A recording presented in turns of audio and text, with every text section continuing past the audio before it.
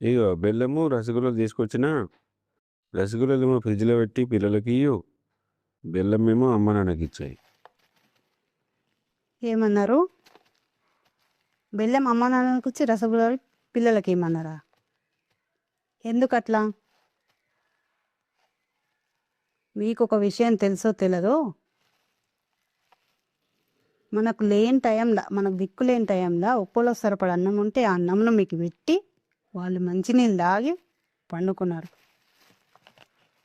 నా కొడుకు ఆకలికి తట్టుకోలేడని. అది నేను కళ్ళతోటి చూసిన. ఇప్పుడు ఏదో మనకు దేవుడి దయ వల్ల మంచి రోజులు వచ్చినాయి. 4 చేతుల సంపాదించగలుగుతున్నాం. ఇసుంటి టైంలో అమ్మా నాన్నని ఇంకా మంచిగా చూసుకోవాలా, గొప్పగా చూసుకోవాలా, మహారాజు లెక్క మహారాణి లెక్క చూసుకోవాలా. ఈ టైంలో ఈ తేడా ఎందుకు? వాళ్ళను మహారాజు మహారాణి లెక్క చూసుకుంటేనే మిమ్మల్ని యువరాజు లెక్క సమాజం గౌరవిస్తుంది. వాళ్ళని బాధ పెట్టి మీరు సంతోషంగా ఎట్లుండగలుగుతారు? ఆ మాట మీకు ఎట్లా అనాలనిపించింది అసలు?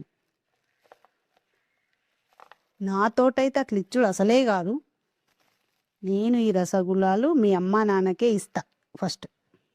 వాళ్ళు తిన్నాక మిగిలితే మనం అందరం తిందాం. మీ ఆలోచన మార్చుకోండి. మీ పిల్లల మీద ఎంతైతే ప్రేమగా అన్నీ తెచ్చి పెడుతుండ్రో, మీ పిల్లల మీద ఎంత ప్రేమ చూపిస్తున్నారో అదే ప్రేమ కన్న తల్లిదండ్రుల మీద కూడా చూపియండి. అప్పుడే మీ జీవితంకి ఒక విలువ.